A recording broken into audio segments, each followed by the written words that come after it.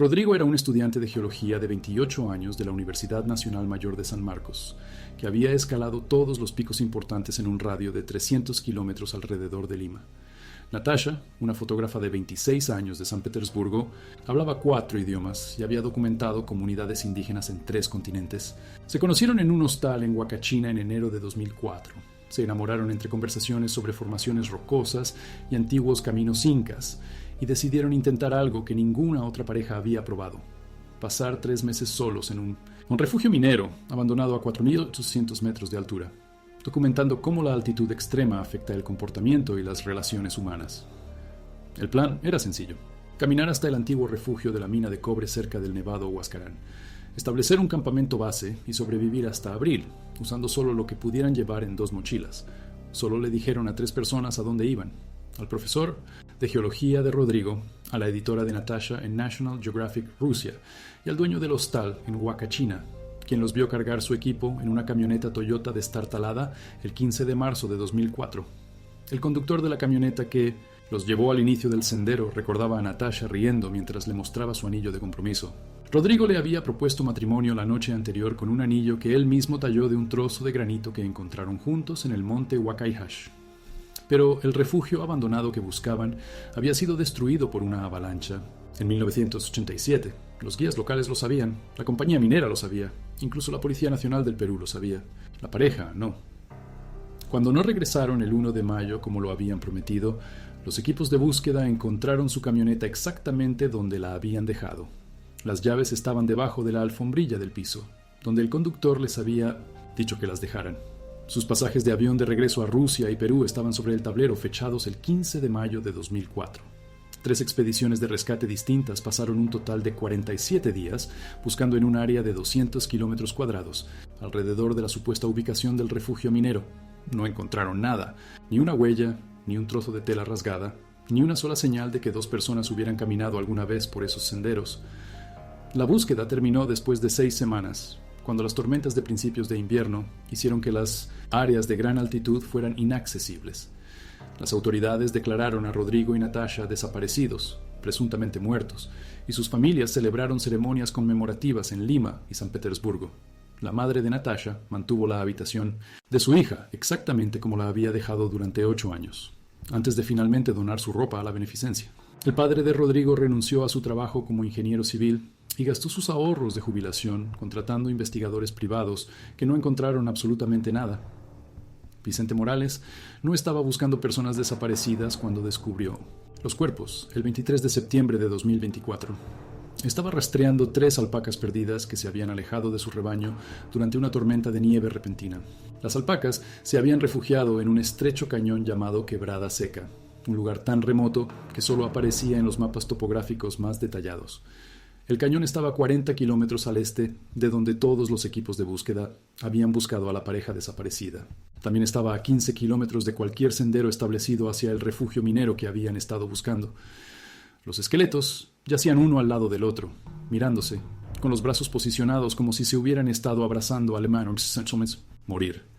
Ambos llevaban cada prenda de ropa que habían empacado: ropa interior térmica, suéteres de lana, chaquetas de plumas y capas impermeables.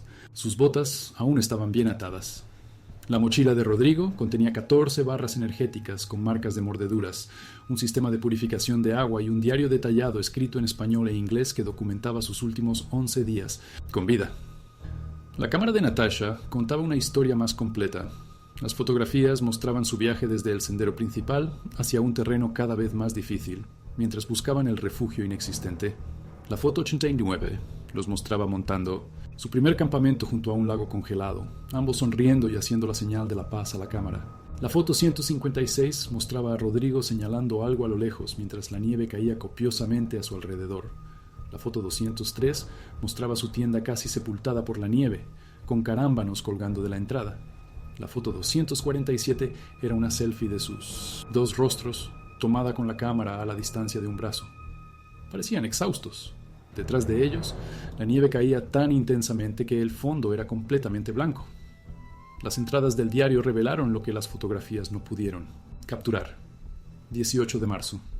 Aún no hay señales de los edificios de la mina. El clima empeora, pero nos mantenemos positivos. 22 de marzo. Natasha cree que deberíamos regresar, pero estoy seguro de que el refugio está justo después de la próxima cresta. Hemos llegado demasiado lejos para rendirnos ahora. 25 de marzo. Perdimos el sendero principal ayer, usando brújula y mapa, pero la visibilidad es casi nula. Encontramos refugio en una pequeña cueva. 26 de marzo. Natasha tiene razón. Debimos habernos regresado hace días. Mañana intentaremos desandar nuestros pasos si el clima mejora. El 27 de marzo fue la última entrada, escrita con la letra de Natasha. La tormenta lleva 30 horas seguidas. No se puede ver más de 2 metros en ninguna dirección. Rodrigo se lastimó gravemente el tobillo esta mañana cuando cayó entre unas rocas tratando de encontrar leña. Estamos atrapados. Si alguien encuentra este diario, por favor, díganles a nuestras familias que los amamos y que no tenemos miedo. La investigación forense reveló exactamente cómo murieron. Ambos cuerpos mostraban signos de hipotermia severa y deshidratación. El tobillo izquierdo de Rodrigo estaba fracturado en 2 lugares. Más importante aún, habían estado caminando en la dirección equivocada durante 6 días. En lugar de regresar al sendero principal, se habían adentrado en la parte más aislada de la cordillera. La brújula en la mochila de Rodrigo estaba rota, probablemente por la misma caída que le lesionó el tobillo. Habían estado navegando usando las estrellas, pero con la constante capa de nubes y nieve, no pudieron ver el cielo durante su última semana con vida. La ubicación donde Vicente encontró los cuerpos era un túnel de viento natural que canalizaba cada tormenta a través del estrecho cañón. Los registros meteorológicos de marzo de 2004 mostraron que una tormenta de nieve masiva había golpeado la región el 24 de marzo y continuó durante 8 días consecutivos. Las temperaturas cayeron a 30 grados Celsius bajo cero. La velocidad del viento alcanzó los 120 kilómetros por hora. Incluso montañistas experimentados con refugios de emergencia adecuados habrían tenido dificultades para sobrevivir a esas condiciones. Pero el detalle más inquietante provino de la última fotografía de Natasha. La foto 247 no era en realidad una selfie. El ángulo era incorrecto y ambas manos eran visibles en el encuadre. Alguien más había tomado esa foto. La marca de tiempo mostraba el 26 de marzo, 3:47 p.m. Según el diario, en ese momento estaban completamente solos, atrapados en una cueva durante la peor parte de la tormenta. Vicente entregó la cámara a la policía, quienes mejoraron la imagen utilizando análisis digital moderno. En el fondo, apenas visible a través de la nieve que caía, hay una forma oscura que no coincide con las formaciones rocosas circundantes. Es de tamaño aproximadamente humano y parece estar de pie a unos 50 metros detrás de la pareja. El software de mejora no pudo determinar qué era la forma en realidad, pero definitivamente estaba allí cuando se tomó la fotografía. Las comunidades indígenas locales tienen historias sobre Quebrada Seca. El nombre quechua se traduce como Quebrada Seca, pero los lugareños la llaman Ñaupac Puñuy, que significa el sueño ancestral. Según las tradiciones orales transmitidas por más de 500 años, es un lugar donde los espíritus de los viajeros perdidos se reúnen durante las tormentas para guiar a otras almas extraviadas a la seguridad. Las historias dicen que las personas que mueren en el cañón nunca están realmente solas, que los espíritus de víctimas anteriores permanecen con los recién llegados para brindar consuelo en sus últimos momentos. El diario de Rodrigo contenía un detalle que los investigadores no pudieron explicar. El 25 de marzo escribió: «Anoche escuché voces fuera de la cueva. Sonaba como gente llamando nuestros nombres, pero cuando miré afuera, no había nadie. Natasha dice que era solo el viento, pero juro que alguien estaba tratando de ayudarnos. La entrada fue escrita 24 horas antes de que murieran, durante un periodo en el que ningún equipo de rescate estaba cerca de su ubicación. La operación de recuperación tomó 3 días. Vicente lideró un equipo de montañistas, profesionales y especialistas forenses de regreso a Quebrada Seca para recuperar los restos y las pertenencias personales. El cañón era tan estrecho y peligroso que solo podían trabajar 4 horas seguidas antes de que las condiciones climáticas se volvieran demasiado arriesgadas. Al segundo día, el líder del equipo, Carlos Mendoza, informó haber escuchado voces que llamaban desde lo alto del cañón. Pero cuando investigaron, no encontraron más que paredes rocosas vacías y cascadas congeladas. Las pruebas de ADN confirmaron las identidades en 2 semanas. El padre de Rodrigo falleció de un ataque al corazón 3 días después de recibir la noticia.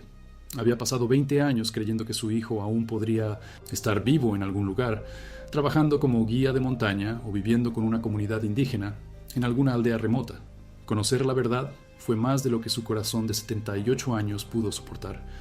La madre de Natasha viajó de San Petersburgo a Lima para el funeral. Tenía 84 años y no había salido de Rusia en más de 2 décadas, pero insistió en ver dónde había muerto su hija. El funeral se llevó a cabo en el campamento base, donde comienzan y terminan todas las operaciones de rescate de montañistas desaparecidos. Asistieron más de 300 personas, incluidos montañistas que habían participado en los esfuerzos de búsqueda originales, estudiantes de geología de la Universidad de Rodrigo y fotógrafos de la revista de Natasha. Vicente Morales recibió un reconocimiento especial por haber descubierto a la pareja y asegurar que finalmente pudieran descansar en paz. Se negó a aceptar cualquier recompensa monetaria, diciendo que encontrar almas perdidas era el deber de un pastor, no algo que mereciera pago.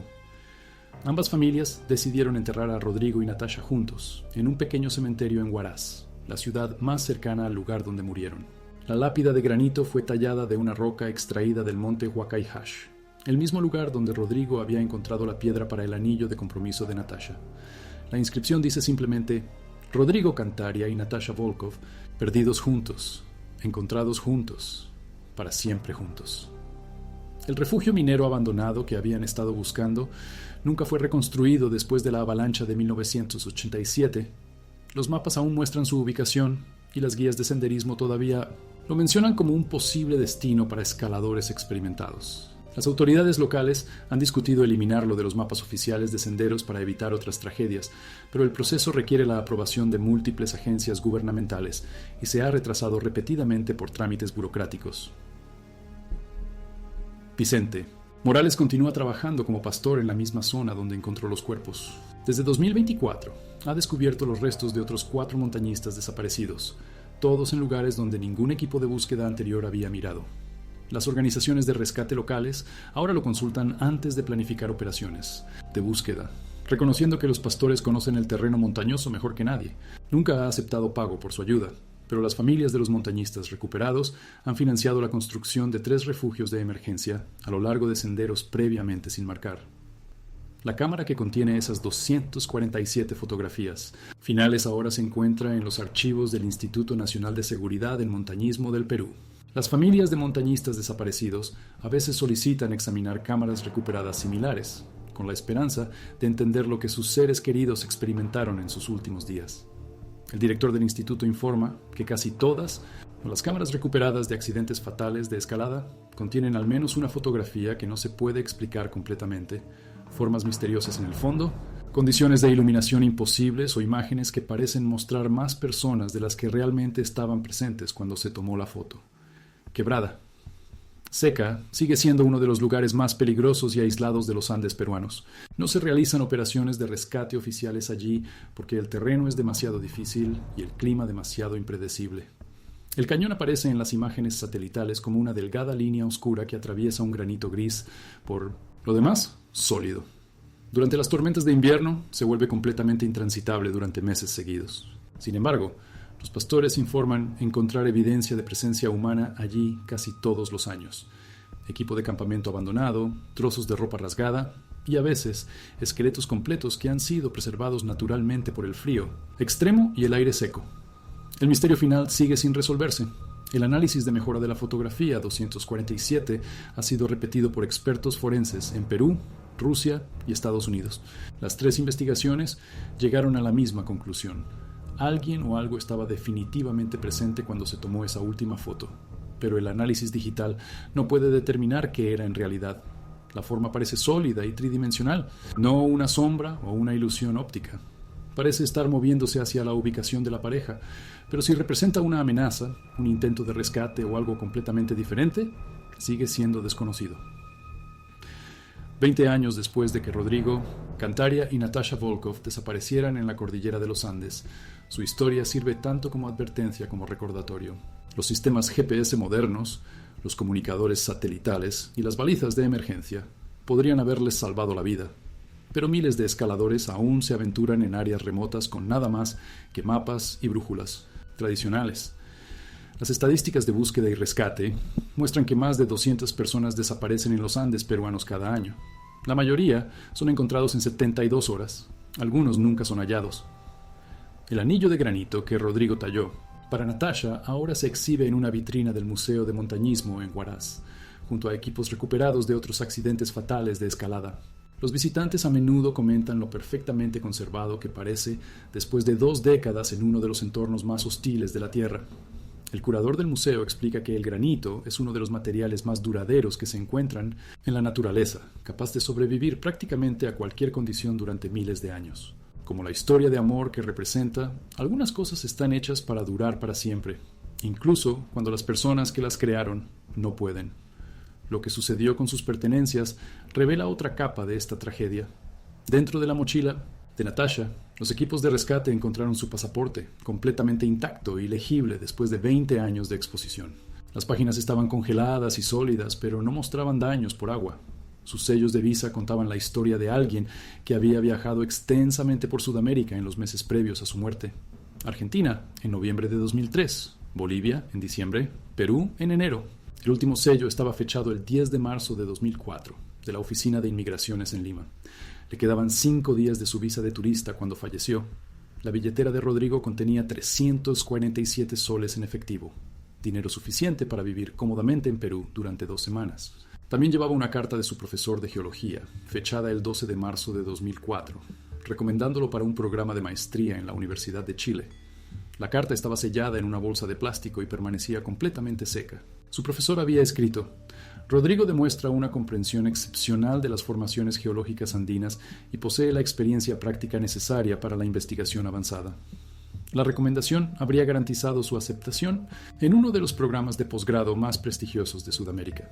Los sacos de dormir de la pareja estaban unidos con cremalleras para formar un saco doble, creando un espacio compartido donde podían conservar el calor corporal. Esta técnica es un protocolo de supervivencia estándar para parejas en condiciones de frío extremo. Dentro de los sacos de dormir unidos, los investigadores encontraron el cuaderno de Natasha, que contenía lo que parecían ser cartas de amor escritas durante sus últimos días. Las entradas estaban fechadas del 24 al 27 de marzo, escritas con letra alterna mientras se pasaban el cuaderno. 24 de marzo, letra de Rodrigo. Si no salimos de esta, quiero que sepas que estos han sido los mejores 3 meses de mi vida. Conocerte lo cambió todo. 25 de marzo, letra de Natasha. No tengo miedo de morir si estoy contigo. Enfrentaremos lo que venga juntos tal como lo planeamos. 26 de marzo, de nuevo. Rodrigo. Ya no siento los dedos, pero aún puedo sentir tu corazón latiendo junto al mío. Eso es todo lo que necesito. 27 de marzo, última entrada de Natasha. La tormenta empeora, pero tú sigues haciéndome reír. ¿Cómo lo haces cuando todo se desmorona? El equipo forense descubrió pruebas que sugieren que sus últimas horas fueron más largas y complejas de lo que se creía inicialmente. Marcas de rasguños en rocas cercanas indicaban que uno de ellos, probablemente Rodrigo por la altura y el ángulo, había intentado escalar el cañón para buscar ayuda o señalar a los rescatistas. Los rasguños formaban un sendero rudimentario por la pared oeste del cañón, extendiéndose unos 30 metros antes de detenerse abruptamente. En el punto más alto que Rodrigo alcanzó, los investigadores encontraron hilos de su chaqueta atrapados en los bordes afilados del granito y gotas de sangre congelada que las pruebas de ADN confirmaron que eran suyas. Este descubrimiento cambió la cronología de sus muertes. La evidencia de sangre mostró que Rodrigo había intentado escalar el 28 de marzo, un día completo después de que Natasha escribiera su última entrada en el diario. Esto significaba que sobrevivió solo durante al menos 24 horas después de que ella muriera, dedicando ese tiempo a intentar salvarse o encontrar ayuda que le permitiera recuperar el cuerpo de ella. Cuando sus fuerzas finalmente cedieron, bajó hasta donde yacía Natasha y se colocó a su lado en la misma postura de abrazo en la que Vicente los encontró 20 años después. El sistema de purificación de agua en la mochila de Rodrigo estaba parcialmente desensamblado, con componentes esparcidos por el área circundante. La reconstrucción del dispositivo reveló que había intentado modificarlo para convertirlo en algún tipo de dispositivo de señalización, posiblemente para crear humo o reflejar la luz solar hacia posibles aeronaves de rescate. Las modificaciones mostraron una comprensión sofisticada de los mecanismos internos del equipo, confirmando su formación en geología y su experiencia técnica. Sin embargo, los componentes faltantes nunca fueron encontrados, lo que sugiere que pudieron haber sido arrastrados por los vientos extremos que regularmente azotaban el cañón. El análisis de sus provisiones de alimentos restantes reveló un patrón de racionamiento cuidadoso que extendió su tiempo de supervivencia mucho, más allá de lo que debería haber sido posible. Las barras energéticas en la mochila de Rodrigo habían sido divididas en porciones precisas, con la ración de cada día calculada para proporcionar exactamente 800 calorías por persona. A esta tasa de consumo, Su comida debería haber durado exactamente 18 días. Sobrevivieron durante 19 días, lo que significa que redujeron aún más su ingesta durante su última semana para extender sus provisiones el mayor tiempo posible. La tienda de campaña de la pareja, una vez completamente reconstruida por especialistas forenses, mostró evidencia de reparaciones repetidas utilizando materiales improvisados. Las secciones rasgadas habían sido remendadas con trozos cortados de su ropa de repuesto. Los vientos de la tienda habían sido reemplazados con tiras de tela arrancadas de la bufanda de Natasha y de la camisa extra de Rodrigo. Estas modificaciones demostraron su determinación para mantener un refugio adecuado incluso cuando su situación se volvía cada vez más desesperada. La posición final de la tienda sugería que había sido movida al menos 4 veces mientras buscaban una mejor protección contra el viento y la nieve. Dentro de la tienda, los investigadores encontraron una pequeña pila de piedras dispuestas en un patrón intencionado junto a su área de descanso. Las piedras eran rocas de río lisas que no coincidían con el terreno de granito circundante, lo que significaba que Rodrigo y Natasha las habían transportado desde otro lugar, posiblemente desde el lago congelado que se muestra en la fotografía 89. Expertos indígenas locales identificaron el patrón como un arreglo tradicional quechua utilizado para honrar a los miembros fallecidos de la familia. Esto sugería que uno de ellos, probablemente Natasha, basándose en su formación antropológica, había aprendido sobre las costumbres locales durante sus viajes y había creado un santuario conmemorativo durante sus últimos días. La brújula, rota, que los desorientó, era un instrumento de alta calidad fabricado en Alemania y comprado específicamente para su expedición. El examen forense reveló que la aguja de la brújula había sido dañada por un fuerte campo magnético, no por un impacto físico como se sospechó originalmente. Este tipo de daño ocurre típicamente cuando el equipo de brújula se expone a grandes depósitos de mineral de hierro u otros minerales magnéticos. Los estudios geológicos del área donde murieron confirmaron la presencia de importantes depósitos de hierro en toda Quebrada Seca, explicando por qué su brújula se volvió poco confiable y los alejó progresivamente de los senderos establecidos.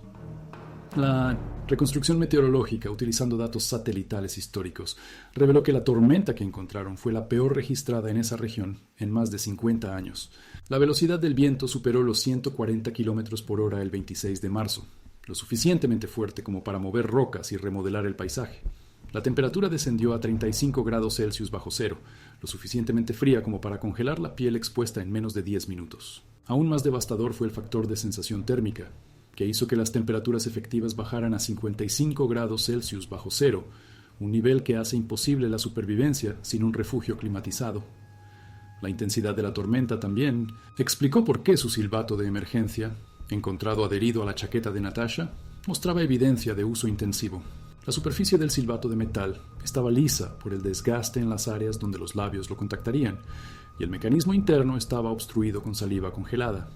Esto indicaba que tanto Rodrigo como Natasha habían usado el silbato repetidamente, probablemente durante horas seguidas, intentando señalar a los rescatistas que buscaban a 40 kilómetros de distancia en la ubicación equivocada.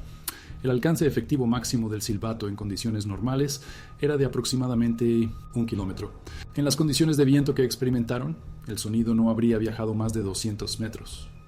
Vicente Morales reveló más tarde detalles adicionales sobre el descubrimiento que no había compartido con los investigadores iniciales. Cuando encontró los cuerpos por primera vez, sus 3 alpacas desaparecidas estaban de pie en un semicírculo alrededor de los esqueletos, mirando hacia adentro como si estuvieran custodiando los restos. Las alpacas no mostraron miedo ni agitación, lo cual Vicente encontró inusual, ya que los animales suelen evitar las áreas donde han muerto humanos.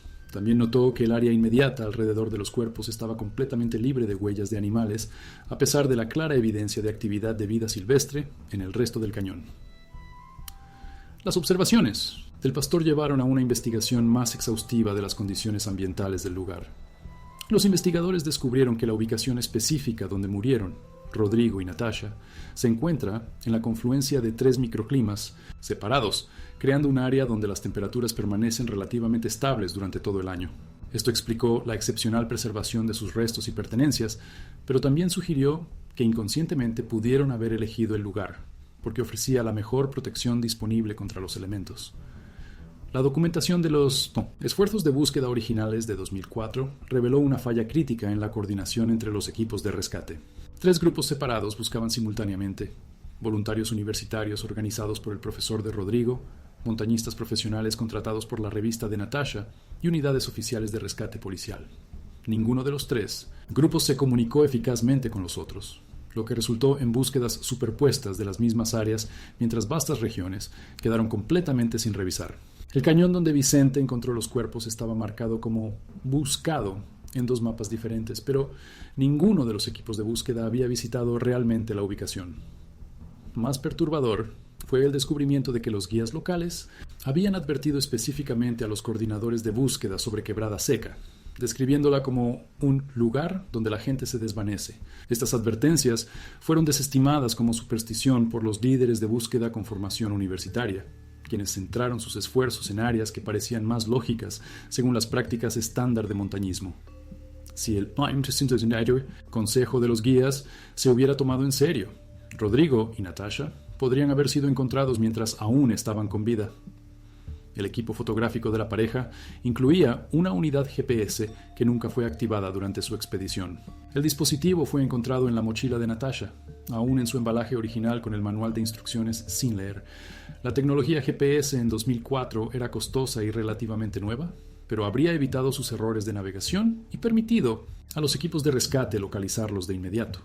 La batería de la unidad aún estaba completamente cargada después de 20 años, lo que significa que habría funcionado perfectamente durante toda su terrible experiencia.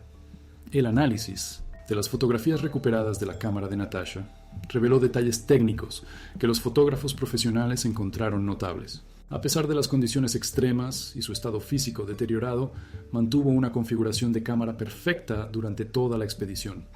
Sus últimas fotografías no mostraron evidencia de movimiento de cámara o errores de exposición, lo que indicaba manos firmes y pensamiento claro incluso durante sus momentos más desesperados. Expertos en fotografía señalaron que este nivel de precisión técnica bajo estrés extremo demostraba una habilidad profesional y disciplina mental excepcionales. La misteriosa figura visible en la fotografía 247 se convirtió en el objeto de un extenso análisis digital por parte de 3 universidades diferentes. La mejora por computadora reveló que la forma poseía características inconsistentes con la vida silvestre conocida o la presencia humana. Sus proporciones eran incorrectas para un ser humano, demasiado alta y estrecha, pero mantenía una postura consistentemente erguida a lo largo de la secuencia de imágenes mejoradas. Lo más desconcertante fue su aparente movimiento. La figura parecía acercarse a la ubicación de la pareja, pero no mostraba signos de nieve alterada o huellas en el terreno circundante. La investigación científica de las historias orales indígenas reveló que Quebrada Seca había sido considerada un sitio sagrado durante más de 8 siglos. La evidencia arqueológica confirmó la presencia de estructuras ceremoniales precolombinas cerca de la entrada del cañón, sugiriendo que los pueblos antiguos reconocían propiedades inusuales en este lugar. Las comunidades de habla quechua mantenían mapas orales detallados de toda la región, con Quebrada Seca marcada como un lugar que debía evitarse excepto durante ceremonias religiosas específicas, realizadas solo por líderes espirituales capacitados. El último detalle que los investigadores no pudieron explicar provino del análisis de las posiciones de los cuerpos de la pareja. La reconstrucción forense mostró que murieron uno frente al otro con los brazos entrelazados, pero el ángulo de sus esqueletos indicaba que habían sido movidos después de la muerte. El posicionamiento era demasiado preciso y simétrico para haber ocurrido. Naturalmente, a medida que sus cuerpos se asentaban, alguien o algo los había dispuesto en su abrazo final, pero no se encontraron huellas humanas cerca de sus restos, cuando Vicente los descubrió 20 años después.